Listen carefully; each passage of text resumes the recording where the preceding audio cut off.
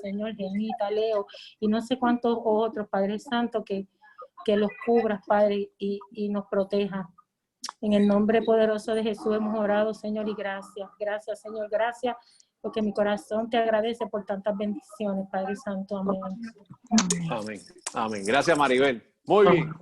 Bueno, pues qué bueno que nos comunicamos. Lo que vamos a intentar hacer hoy y lo que vamos a intentar hacer estas próximas semanas, particularmente vamos a ver, yo quería verificar cómo se da la oportunidad del día de hoy y que sobre todo pues se pueda desarrollar. Si pueden mutear su pantalla, se lo voy a agradecer para que el sonido se pueda recoger y podamos escuchar con calma todo. Ok, pues la intención de hoy es que nosotros podamos tener una experiencia de diálogo, obviamente a través de la escritura. Lastimosamente, pues nuestra programación se vio interrumpida como todas, ¿verdad? Justamente cuando estábamos comenzando nuestra serie de grupos pequeños y toda la iniciativa que estábamos haciendo en la Iglesia del Servicio Comunitario. Y mi intención hoy es que nosotros podamos hacer una experiencia de diálogo a través de la escritura, particularmente una carta paulina, una carta de Pablo, ¿verdad? O asociada a Pablo, que nos permita crecer y que nos permita inclusive nosotros poder interactuar, pensar y responder a cómo eso se ubica en la realidad de lo que nosotros estamos viviendo en este momento desde la perspectiva que nosotros somos como iglesia, en este caso metropolitana, que tenemos un lema que queremos trabajar por nuestra comunidad, y de igual forma cómo esto puede estar materializado y ubicado en el sentido desde la actividad teológica y la realidad circunstancial que nosotros estamos viviendo en este momento, ¿verdad?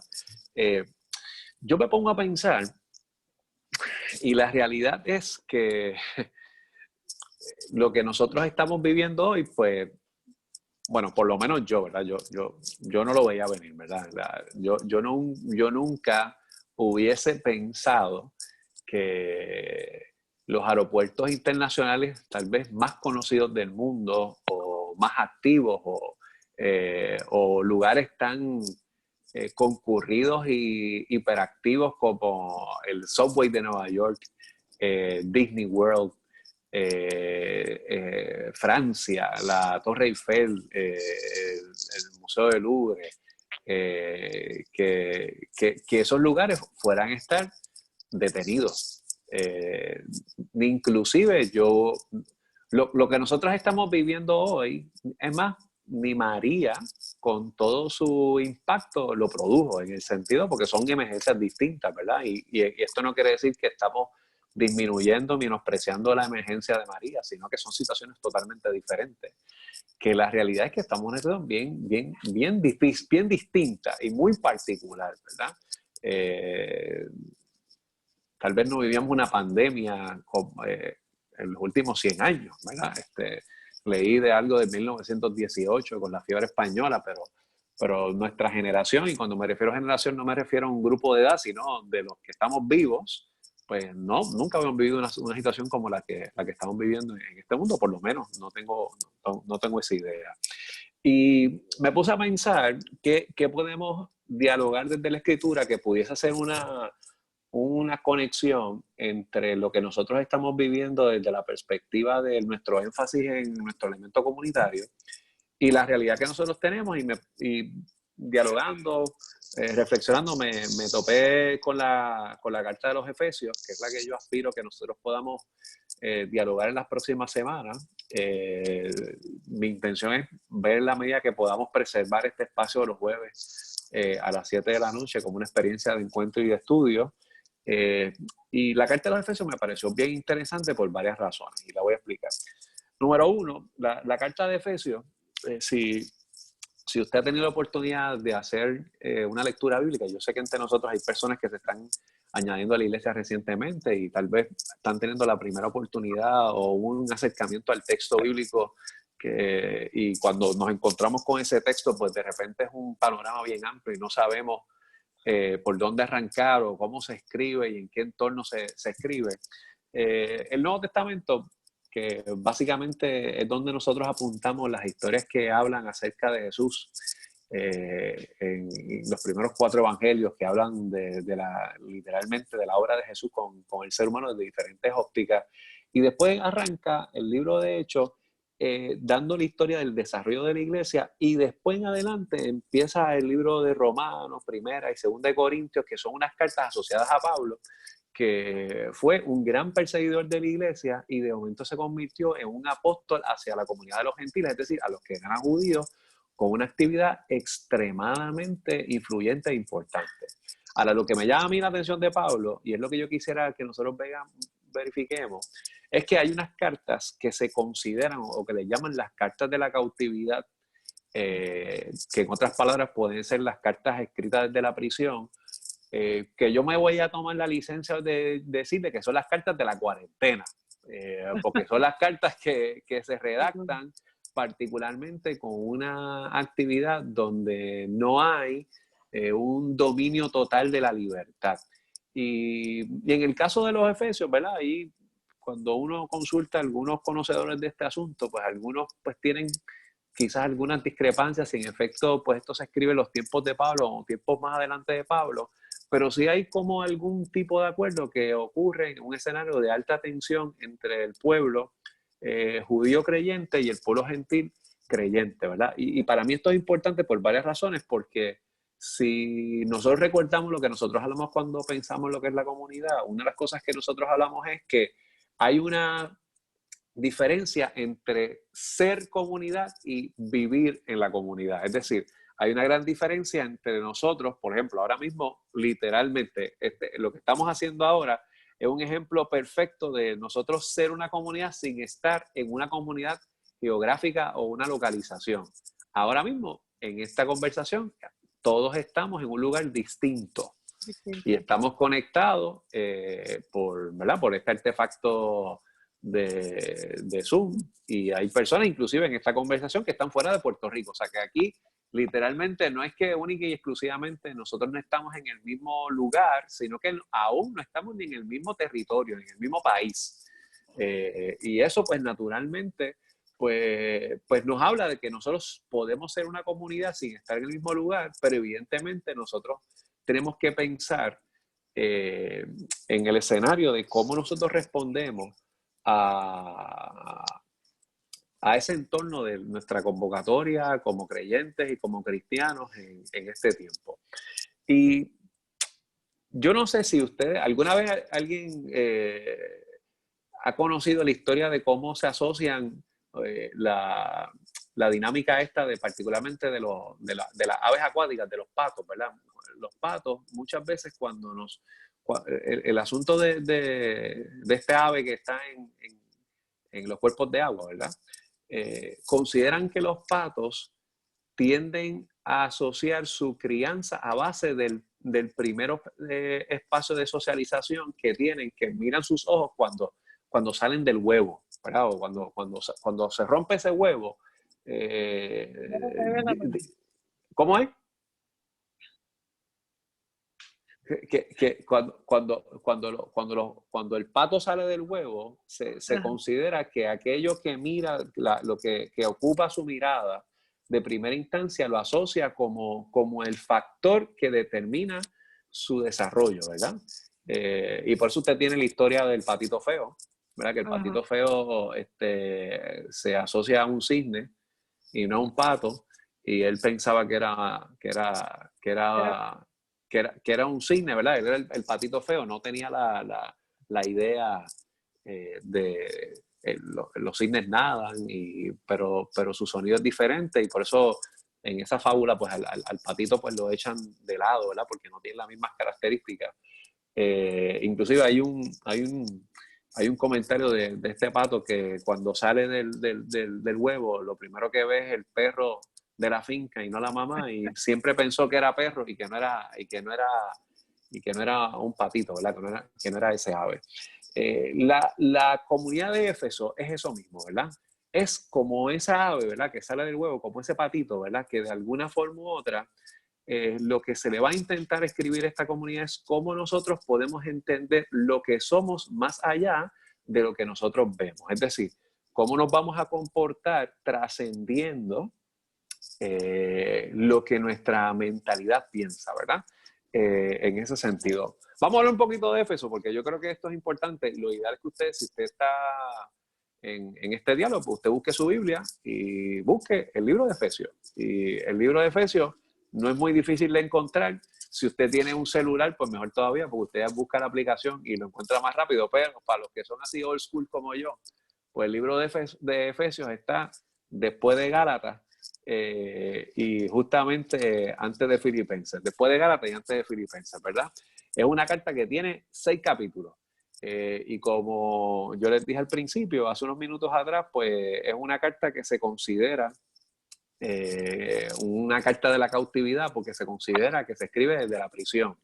Que yo estoy tomando hoy la libertad de decirle que se escribe desde la cuarentena, desde el escenario donde no poseemos total libertad y hay un discurso que se le da a ese grupo de personas para ver cómo pueden manejar, número uno, quiénes son ellos y cómo deben ser ellos. Y yo creo que ese es el escenario fundamental que nosotros estamos convocados cuando nos acercamos a la expresión de la actividad bíblica, ¿verdad? Es que cómo nosotros identificar quiénes somos y sobre todo cómo debemos ser. Y yo creo que ese elemento, desde la perspectiva de la comunidad, desde la perspectiva ahora mismo que nosotros nos encontramos en este escenario que es totalmente novedoso, lo que es la iglesia, es quiénes somos nosotros como iglesia o quiénes somos nosotros como creyentes y cómo debemos ser. Yo creo que esa es la pregunta fundamental que nosotros tenemos que hacernos en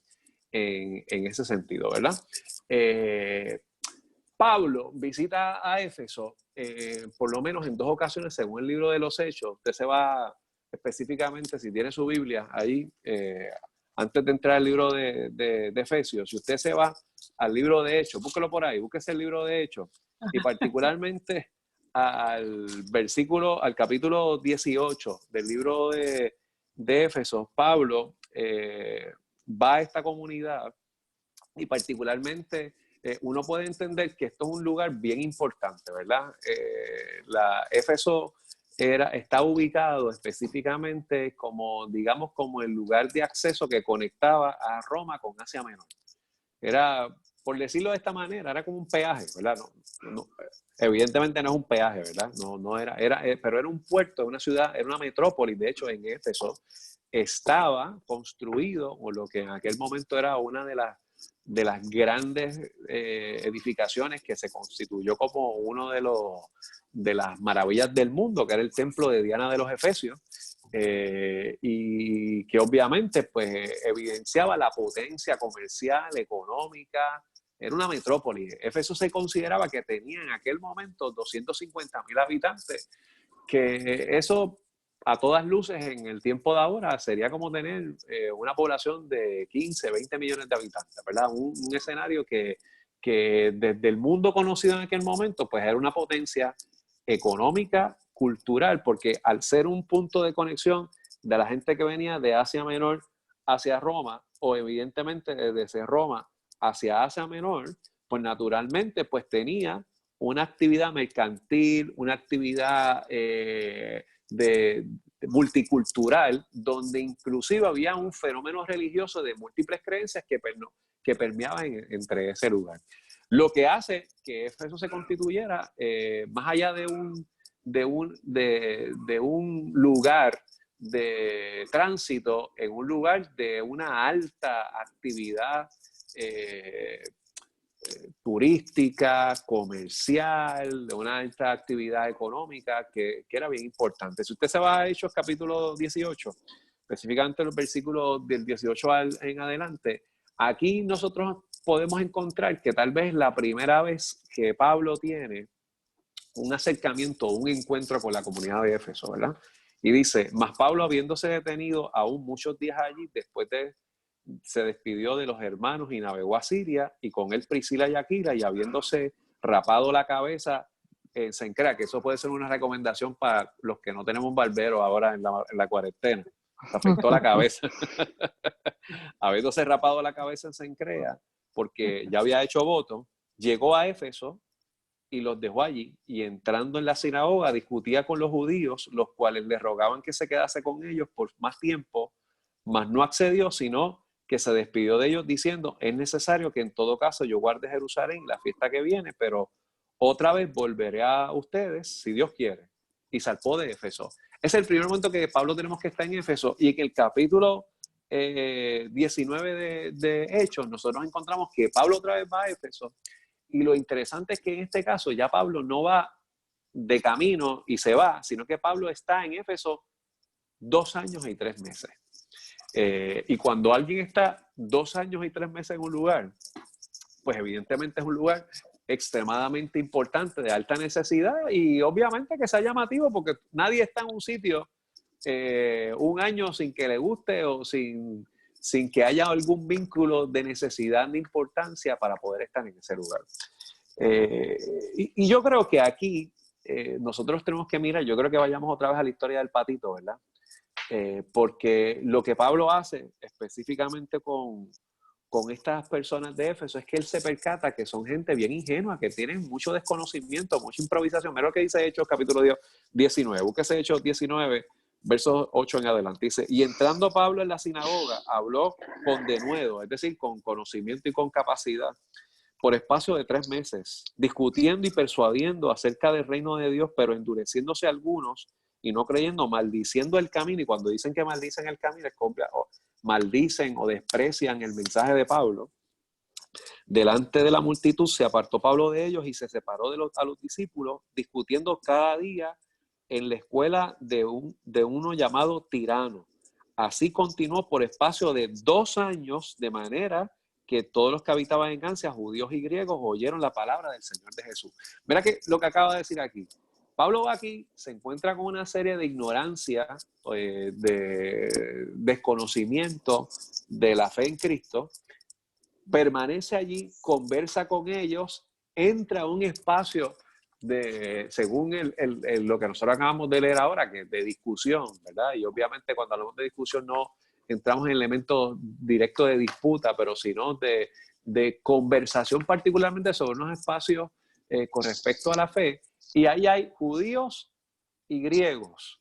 Y obviamente, ¿qué quiere decir? Que hay una diversidad de personas en ese lugar que con esa mezcolanza de ese puente, ¿verdad?, de conexión que naturalmente está metido en el proceso, pues requieren que haya un espacio de educación y de comprensión de quiénes son ellos en Cristo. Y vuelvo a la historia del patito. El patito no es un perro ni es un cisne. Tiene que saber quién es para saber cómo debe comportarse. El que viene a Cristo, ¿verdad? Y aquí está la situación del griego, ¿verdad?, que permanece, y del gentil, ¿verdad?, que es lo que Pablo va a estar tratando de hacer ahí. El que está en un lugar y actúa contrario a lo que es, pues erra, falla realmente en su identidad. Y nosotros en el proceso de ser iglesia y de ser creyentes, pues necesitamos de manera contundente identificar quiénes somos y saber cómo responder en esos escenarios importantes que nos presente el Evangelio, ¿verdad? Yo le voy a dar a ustedes una asignación, ¿verdad?, de entrada, y esto pues debe ser algo que nosotros debemos considerar para las próximas semanas, y ahora que tal vez algunos están literalmente secuestrados en su propia casa, arrestados en su propio rincón. Y yo sé que algunos están trabajando remotamente, así que no digo esto con menosprecio ni con desprecio a lo que muchos estamos haciendo, pero que precisamente estamos nosotros en este encierro. Mire, tómese el espacio y léase la carta de Efesios. Es más, como yo le he dicho otras veces, si usted arranca hoy y se lee un capítulo mañana, un capítulo el sábado, un capítulo el domingo, un capítulo el lunes, el martes, usted termina esto el miércoles. Y estamos ready y usted ya tiene un conocimiento general de este texto. Cójalo con calma y miren, lo bueno que tiene esas aplicaciones de celular es que usted la puede leer en las versiones que usted quiera, que lo que no entendió en una, lo lee en otra, y eso nos puede permitir tener un mejor acercamiento Eso es verdad. de todo eso en lo que eso nos presenta a nosotros. Efesios se divide en dos partes. Efesios tiene 6 capítulos. Los primeros 3 capítulos y los capítulos 4, 5 y 6, ¿verdad?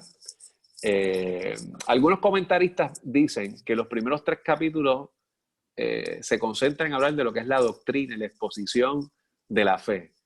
Y los 3 capítulos subsiguientes, 4, 5, 6, tienen que ver con las responsabilidades o el comportamiento de lo que es la doctrina. Pero yo lo voy a decir de una manera más sencilla, ¿verdad? Porque esa palabra pues, puede ser un poquito compleja a veces para asimilarla o entenderla. Los primeros 3 capítulos tienen que ver con lo que es el Evangelio, lo que es la historia de Dios, y los otros 3 capítulos tienen que ver con lo que es nuestra historia dentro de la historia de Dios. Es decir, los primeros 3 capítulos tienen que ver acerca de lo que es la fe, y los próximos 3 capítulos es cómo nosotros respondemos en nuestro testimonio con respecto a la fe. That's it. Los primeros 3 capítulos tienen que ver acerca de lo que es el Evangelio. Los próximos 3 capítulos tienen que ver acerca de qué nosotros estamos llamados a hacer en ese proceso. Y yo creo que esa es la gran convocatoria y la gran tensión que nosotros vivimos desde el concepto de lo que estamos hablando hace unos minutos atrás, de lo que es ser comunidad, desde el sentido básico de lo que es de nosotros de ser creyentes, y desde ese reclamo que aún en este tiempo que nosotros estamos teniendo ante esta emergencia nacional, nosotros tenemos que abrazar particularmente lo que es nuestro llamado como creyentes en ese sentido. Vamos al libro de Efesios, ¿verdad? Porque yo creo que vamos a Efesios, pero ustedes saben que a mí me gusta ir para atrás, ir para el frente, ir para todos lados, ¿verdad? Pero obviamente nuestro punto focal va a estar en el libro de Efesios. Y lo que vamos a hacer ahora, sabiendo que Efesios, como dijimos hace unos minutos atrás, realmente tiene 2 partes, ¿verdad? Yo voy a hacer lo posible que nosotros hoy hablemos particularmente de los primeros 14 versículos.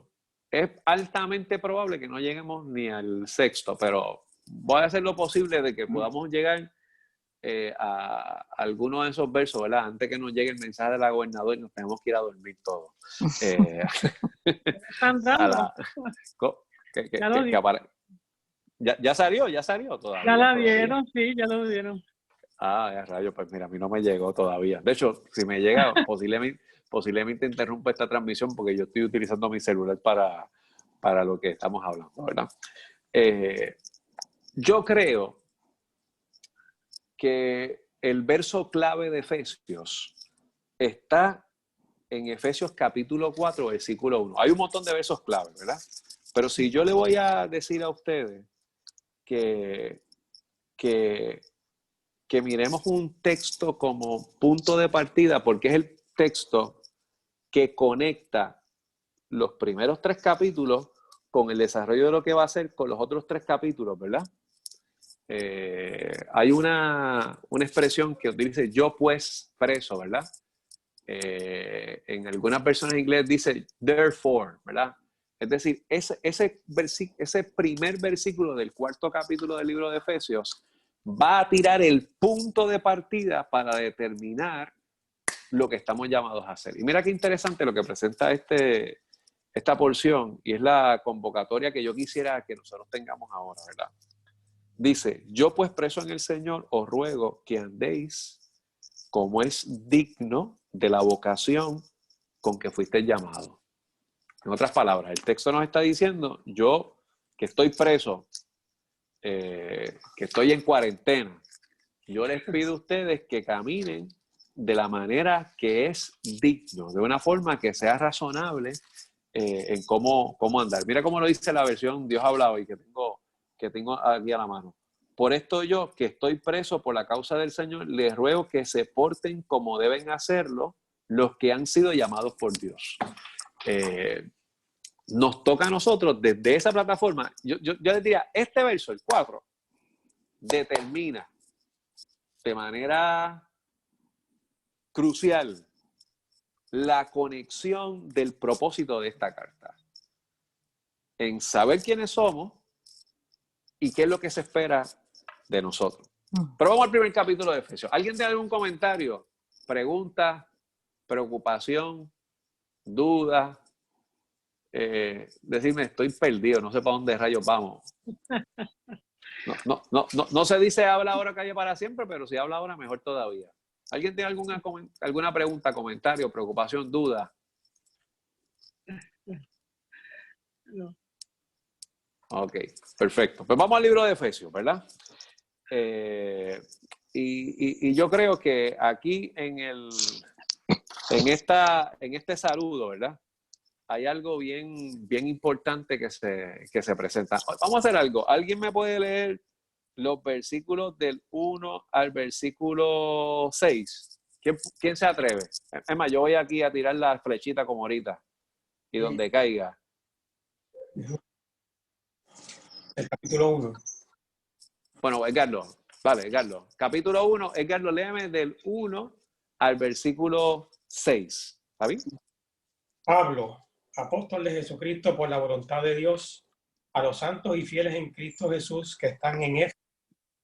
Gracias y paz a vosotros, de Dios nuestro Padre y del Señor Jesucristo.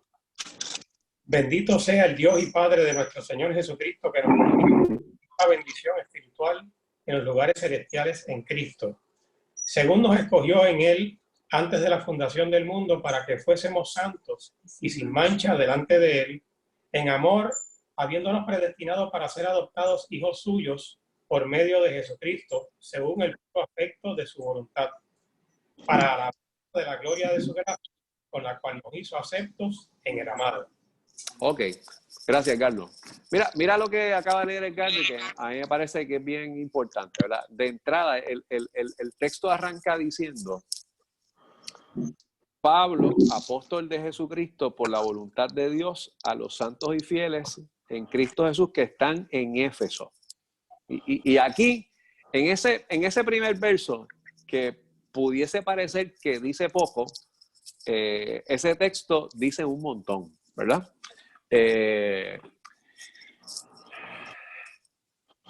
La palabra apóstol aparece en 75 ocasiones en el Nuevo Testamento. 35 veces de esas ocasiones son en referencia a Pablo. O sea, la palabra apóstol aparece en la Escritura 75 veces y en 35 de ellas se la asocian a Pablo. Y obviamente cuando se piensa del concepto del apóstol, del apostolado de Pablo, el concepto del apostolado es una persona que es enviada a hacer algo. Algunos lo ven como un testigo ocular, es decir, que realmente estuvo con Jesús o que es un embajador de ese proyecto. Ustedes, ¿verdad? Si han leído anteriormente la Escritura, ustedes saben que Pablo realmente no fue un discípulo directo de Jesús en cuanto a que él no estuvo entre los 12 discípulos de Jesús. Pablo tiene un encuentro con el Señor de camino a Damasco cuando estaba persiguiendo a los cristianos y cuando estaba en una persecución hacia ellos, hacia Damasco. Pero de manera categórica para Pablo, y yo creo que esto es importante que lo veamos, Pablo comienza hablando específicamente de su identidad en Cristo. Yo creo que este es el detalle fundamental. Es más, voy a delegar unos versos a una u otra persona. Norberto, búscate Filipenses capítulo 1, versículo 21. Marisol, búscate Gálatas 2:20. Y déjame buscar aquí a Sugel, búscate 2 Corintios 5:17. Estos son textos que posiblemente algunos hemos leído en algunas ocasiones, ¿verdad? Anótese esos 3 textos ahí. Filipenses 1:21, Gálatas 2:20 y 2 Corintios 5:17. Así que Norberto me da Filipenses 1:21, Marisol Gálatas 2:20 y Sugel 2 Corintios 5:17. Norberto, cuando tengas la oportunidad, adelante. Filipenses 1:21. Es correcto. Lo estoy leyendo de la Nueva Traducción Viviente. Dice: pues para mí vivir significa vivir para Cristo y morir es aún mejor. Ok, ¿verdad? Para mí significa, ¿verdad? Lo que nosotros, es Cristo, ¿verdad? Y morir es mucho más. Para mí el vivir es Cristo y el morir es ganancia, ¿verdad? Ese es el planteamiento que nosotros vemos en Pablo, que dice Filipenses. Marisol, cuando tenga la oportunidad, Gálatas 2:20. Cristo, estoy juntamente crucificado, y ya no vivo yo, mas vive Cristo en mí. Y lo que ahora vivo en la carne, lo vivo en la fe del Hijo de Dios, el cual me amó y se entregó a sí mismo por mí. Así que para Pablo, según lo que está leyendo ahora Marisol, pues la experiencia de la vida está situada en Cristo, ¿verdad? Y ese elemento es fundamental y ya lo que yo vivo, ¿verdad? Vamos otra vez al patito, ¿verdad? El patito cuando sale del huevo, ¿verdad? Cuando sale de ese caparazón, pues tiene que entender cuál es su identidad para comportarse conforme a su identidad, aun cuando está en otro escenario, que tal vez no es el que pensaba, ¿verdad? Sugel, 2 Corintios 5:17. ¿Qué dice? Sí, leo de la Nueva Versión Internacional. Dice, No hay problema. si alguno está en Cristo, es una nueva creación. Lo viejo ha pasado, ha llegado ya lo nuevo. Así que obviamente estos 3 versos, ¿verdad? Nosotros los vamos a ver repetidos, obviamente con otra expresión. Lo vamos a ver de varias maneras siendo expresados con mucha frecuencia en diversos escenarios de cuál es la identidad que tiene Pablo, ¿verdad? Y la realidad es que lo que Pablo está diciendo es nuestra identidad está en Cristo. No está, porque yo no soy apóstol del Evangelio meramente, yo soy apóstol de Jesucristo, ¿verdad? Y en este escenario nosotros tenemos que ver que la iglesia, el creyente, Pablo le escribe, el texto nos está diciendo, ¿verdad? Cuando habla de los destinatarios de esta carta, ¿verdad? En el versículo 2, a todos los hermanos que están conmigo, a las iglesias de Galacia, perdón, estoy cambiando, ¿verdad? Se me corrió, ¿verdad? Dice, gracia y paz de nuestro Dios Padre y nuestro Señor Jesucristo, ¿verdad? Porque él escribe a los santos y a los fieles. Y esos santos y fieles son los de los creyentes. Así que Pablo le está escribiendo a los creyentes, le está escribiendo particularmente desde la identidad de quiénes somos, y eso tiene que ver en Cristo. Y yo lo explico de esta manera, ¿verdad? Mira,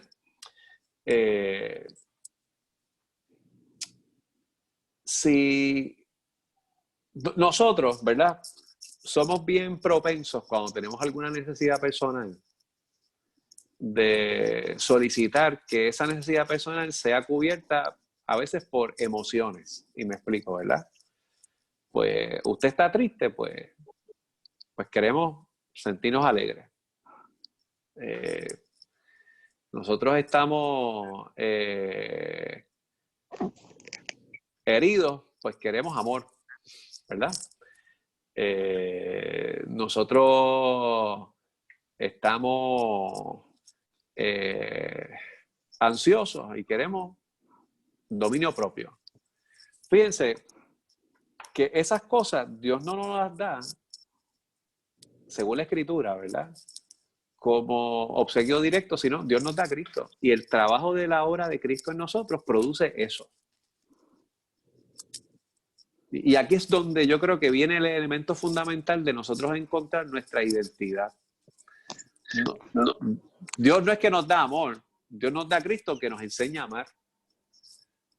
Dios nos da a Cristo que nos enseña a encontrar el gozo, ¿verdad? Por eso nosotros vamos a ver que eso eventualmente nosotros le llamamos, según la carta de Gálatas, el fruto del Espíritu, ¿verdad? Es el resultado de una obra de santidad que va creciendo en la medida que progresivamente vamos teniendo una relación con Dios y vamos fortaleciendo nuestra relación con Él. Es el resultado de una experiencia de consagración. Y esto es fundamental que nosotros lo veamos en la actividad de la iglesia y en la actividad del llamado que nosotros tenemos, porque nosotros verdaderamente como creyentes, nuestra identidad, y por eso estos primeros 3 capítulos de Efesios son bien importantes, están en Cristo. Y están fundamentados particularmente de lo que Dios nos presenta a nosotros en el modelo de vida, ¿verdad? Que nos presenta. Vamos a ubicarnos en el tercer versículo de la carta de los Efesios, ¿verdad? La carta de los Efesios comienza como lo que se conoce como una doxología, ¿verdad? Y una doxología es una palabra que trae gloria, ¿verdad? Y esto es una canción, ¿verdad? Cuando yo era pequeño, en la iglesia donde yo me criaba, pues cuando se acababa el servicio cantaban la doxología, ¿verdad? Que era como un cántico de bendición al final, ¿verdad? Doxa es gloria, logos es palabra que da gloria, ¿verdad? Esta carta comienza con una canción, con un himno de celebración que afirma... Pastor, Ajá. eso sería como el cántico a Dios el Padre Celestial. Eso era una doxología que yo me aprendí desde chiquita. Eso sería, ¿no? Sí, y esa es la misma que yo cantaba.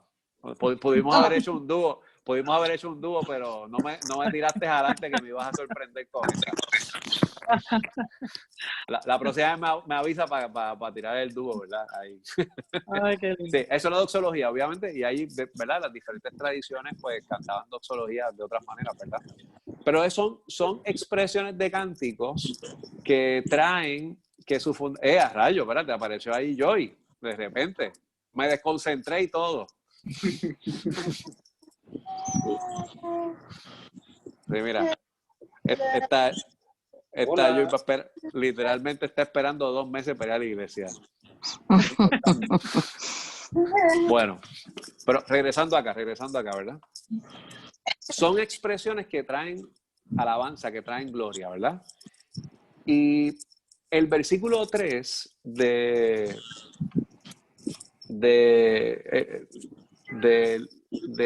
ese primer capítulo presenta, a mi juicio, un triángulo bien interesante. Vamos a leerlo, ¿verdad? El versículo 3 de Efesios dice: bendito sea el Dios y Padre de nuestro Señor Jesucristo, que nos bendijo con toda bendición espiritual en los lugares celestiales.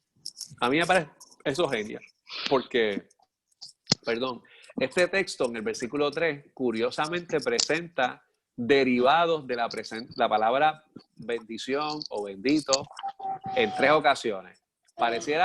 Pudiese parecer inclusive hasta que es hasta redundante, por eso yo le llamo un triángulo. Lo curioso es que en un momento dado, cuando lo presenta, ¿verdad? La primera vez que habla de bendito Dios, ¿verdad? Eso es un adjetivo. Después habla que nos bendijo, eso es un verbo. Y después habla bendición, que eso es un sustantivo, ¿verdad? Un sustantivo, un nombre, ¿verdad? Yo no sé si es porque yo he estado haciendo tantos trabajos de gramática con Racheli estas pasadas 2 semanas que lo tengo ahí bien metido, ¿verdad? Porque he hecho trabajos de gramática prácticamente una vez cada 2 días.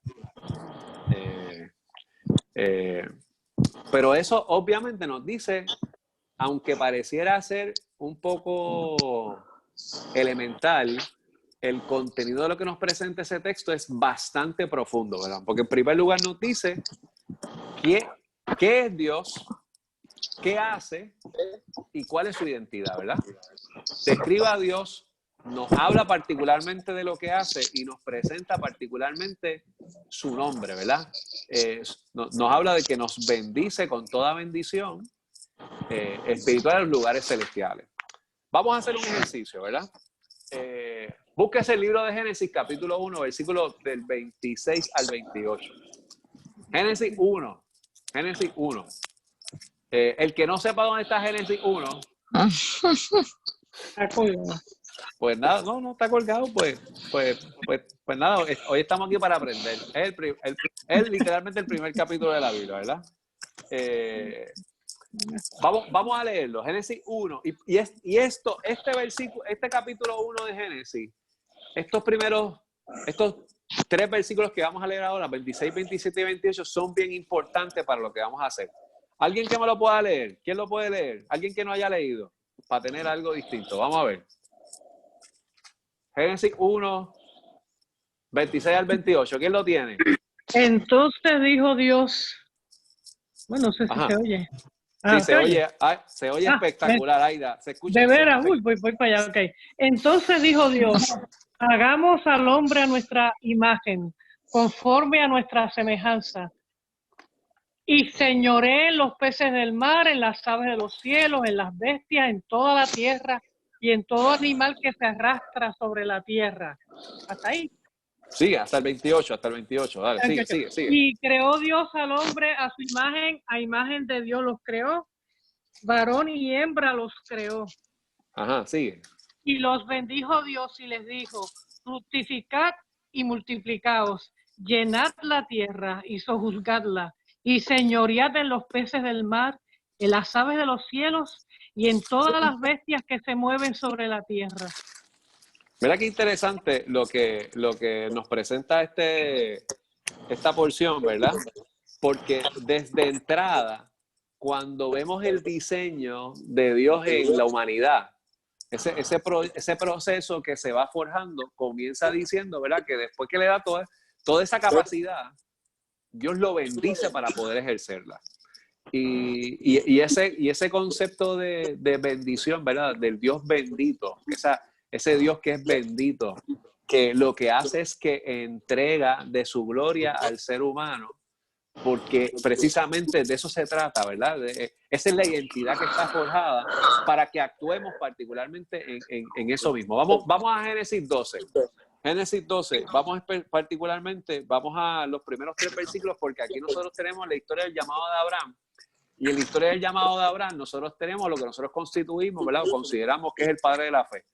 Yo lo voy a leer, mira lo que dice. Pero Jehová había dicho a Abraham, vete de tu tierra y de tu parentela, y de la casa de tu padre, de la tierra que te mostraré, y haré de ti una nación grande, y te bendeciré, y engrandeceré tu nombre, y serás de bendición. Bendeciré a los que te bendijeren, y a los que te maldijeren, maldeciré, y serán benditas en ti todas las familias de la tierra. Desde el proceso que forja, el proceso de forjación de esa humanidad, de ese proyecto de vida, Dios lo bendice. Entonces, ahora vamos a Efesios capítulo 1, particularmente porque estamos hablando de esa identidad de Dios. Y esto es importante porque la comunidad que Pablo le escribe con los Efesios es una comunidad que está en pugna con la comunidad judía, que los menosprecia, que no le da valor, que no considera que tienen significado sustancial. Y lo que Pablo está haciendo es que se está montando en ese discurso doctrinal, que es lo que dijimos, de la historia del Evangelio, decirle, desde que Dios nos crea, Dios nos bendice. Y va forjando en nosotros una expresión que le da gloria a Él. En otras palabras, Dios nos diseña, y lo que está haciendo con esa comunidad de nuevos creyentes que todavía están en ese proceso de aprendizaje, que están aleteando, porque la comunidad de Éfeso no tiene una madurez significativa, ¿verdad? Pero lo que se está forjando es, Dios nos bendice, y esa obra que Dios hace con nosotros, lo que finalmente hace es que le da gloria, alabanza a su nombre, ¿verdad? Este primer capítulo de Efesios, nosotros lo podemos identificar de varias maneras, ¿verdad? Porque el concepto de la bendición que se presenta aquí, y aquí esta es la asignación que yo quisiera que ustedes tuviesen en el día de hoy. Los versículos del 3 al 6, que fue los que leyó Edgardo, ¿verdad? Esos primeros 3 versículos que leyó Edgardo de Efesios 1, habla de la bendición del Padre. Y cuáles son las bendiciones que nosotros recibimos de Dios como Padre. Los versículos del 7 al 12 hablan de las bendiciones que nosotros tenemos en el Hijo, en Jesucristo. Y los versículos del 13 al 14, cuáles son las bendiciones que nosotros tenemos en el Espíritu. Y yo creo que este detalle es esencial que nosotros lo veamos en la forjación de lo que se nos presenta a nosotros como proyecto de vida, porque aquí es que se va forjando que el fundamento de la carta de esta comunidad de los Efesios es para que vayamos asumiendo esta identidad de lo que nosotros somos, para también entender cómo nosotros debemos responder. Yo lo voy a leer ahora, voy a hacer algún comentario y no sin antes, ¿alguien tiene alguna pregunta, duda, preocupación, discrepancia, conflicto?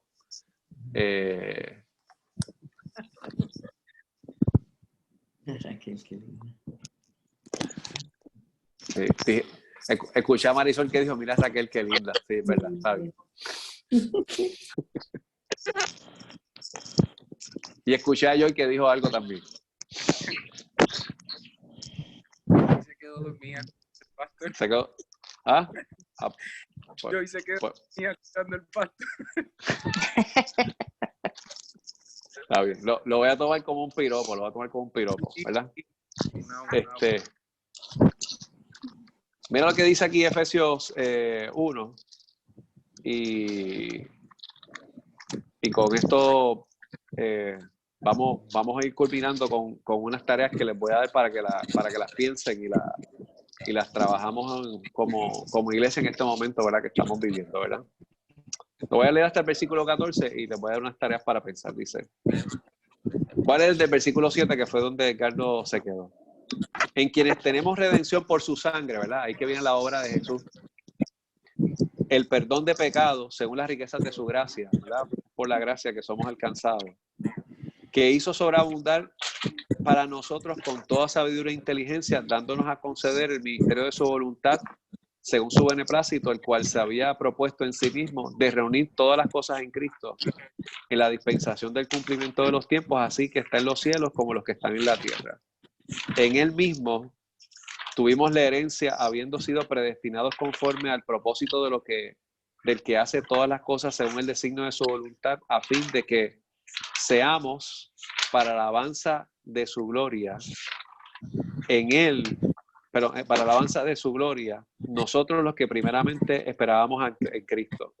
En él también vosotros, habiendo oído la palabra de verdad, el evangelio de vuestra salvación, y habiendo creído en él, fuisteis sellados con el Espíritu Santo de la promesa, que es las armas de nuestra herencia hasta la redención de la posesión adquirida para la alabanza de su gloria.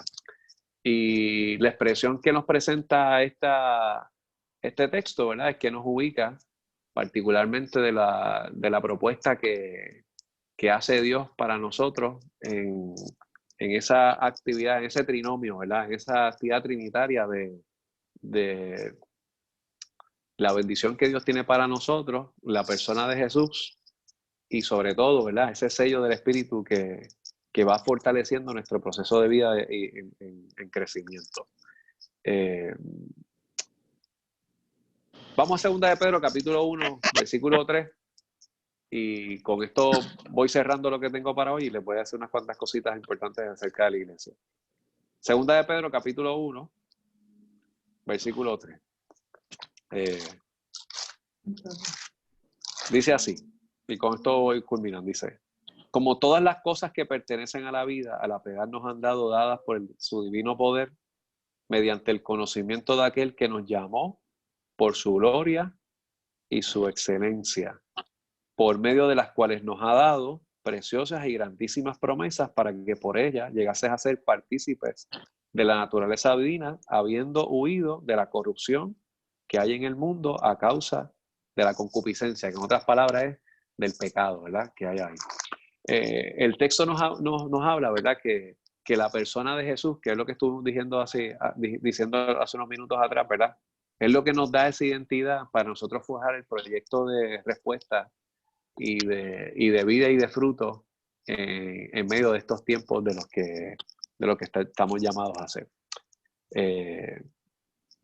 Yo quiero que nosotros pensemos en nuestra identidad como iglesia en este momento, ¿verdad? Yo creo que el escenario que nosotros vivimos ahora en el país con este asunto de la pandemia y la alta tensión que nosotros tenemos socialmente, pues hace que tengamos una alta dificultad de concentración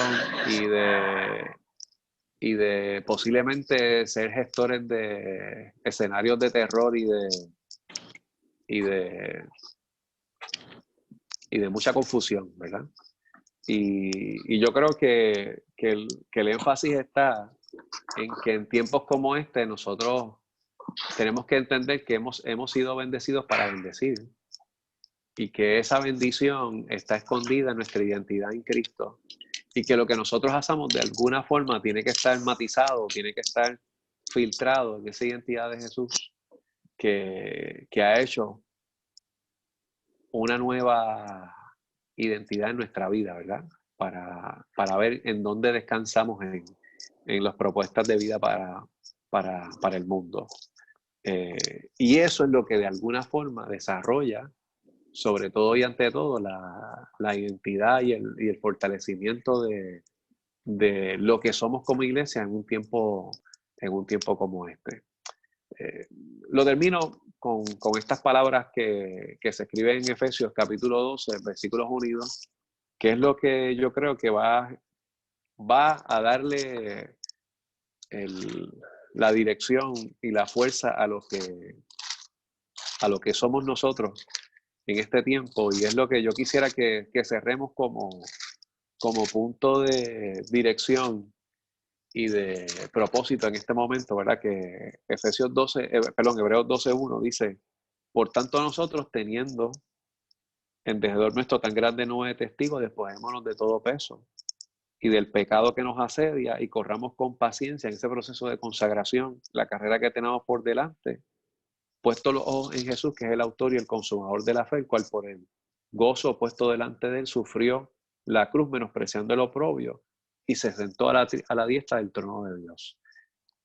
Nosotros el domingo predicábamos, ¿verdad? O se predicó, ¿verdad? O el mensaje era que cuando nosotros ponemos nuestra fe en una esperanza viva, nosotros tenemos la seguridad de quiénes somos y de lo que va a ocurrir, ¿verdad? Yo no puedo decir qué va a ocurrir con este asunto pandémico, porque la verdad es que no sé. Sabemos que los niveles de contagio pues cada vez van a ser mayores en el mundo. Y eso obviamente pues en la medida que las noticias y la comunicación se acerquen, en la medida que algunas personas pues cercanas a nosotros, ya sean porque sean puertorriqueños o porque sean algunas personas con las cuales tengamos alguna relación, pues se ven afectados con alguna de estas situaciones, pues la historia va a ser distinta, ¿verdad? Y tenemos que, distinta en el sentido que nos va a pegar más fuerte, a eso me refiero. Y ahí es donde nosotros tenemos que estar ubicados, en dónde está nuestra esperanza, ¿verdad? ¿Dónde está nuestra mirada? Y que nosotros no somos, ¿verdad? Si somos esos patitos, que nosotros no somos perros ni no somos cisnes, nuestra identidad es distinta. Y debemos comportarnos o responder a base de aquel que produjo en nosotros esa bendición, ¿verdad? Que nos bendijo con toda bendición espiritual. Y yo creo que ese es el gran reto que nosotros tenemos en este tiempo y que debiéramos considerar como elemento de base para este tiempo. La semana que viene vamos a seguir conversando acerca de estas cosas y en la medida en cómo nosotros podemos ejercer nuestro testimonio en este tiempo, ¿verdad? Nosotros pues vamos a tener muchas conversaciones en nuestra casa sobre esta situación, vamos a tener muchas llamadas que atendemos. Algunos de ustedes pues están involucrados en el tema de la seguridad, así que obviamente pues eso es algo que se acrecienta con este toque de queda que ahora es un poco más rígido. Algunos de ustedes están involucrados en el área de la salud, ¿verdad? Así que obviamente pues constantemente pues ese tema pues genera una alta tensión porque pues tenemos literalmente hermanos de nuestra iglesia que comandan o están involucrados en procesos directos con el manejo de la pandemia, y eso pues naturalmente genera preocupación y tensión, naturalmente, porque nos expone, literalmente nos expone y genera algún tipo de ansiedad en nosotros. Pues yo creo que aquí la lectura y la relectura de esta carta que se escribe, ¿verdad? Digamos, desde la cuarentena, desde la prisión, nos ayuda a identificar nuestra identidad, quiénes somos, nuestro enfoque y dónde está nuestra mirada por encima, ¿verdad? de lo que pudiera estar ocurriendo. Yo creo que ahí volvemos. Ese versículo 1 del capítulo 4 de Efesios es fundamental, ¿verdad? Yo pues preso en el Señor, les animo que actúen conforme a nuestro llamado, ¿verdad?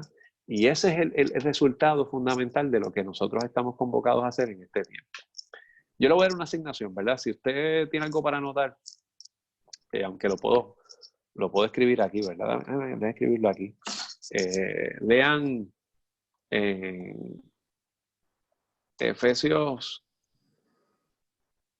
además de leer toda la carta en la medida que puedan, vayan a buscar que en varias ocasiones de esta carta el autor habla de los lugares celestiales. Y yo quiero que piensen en eso.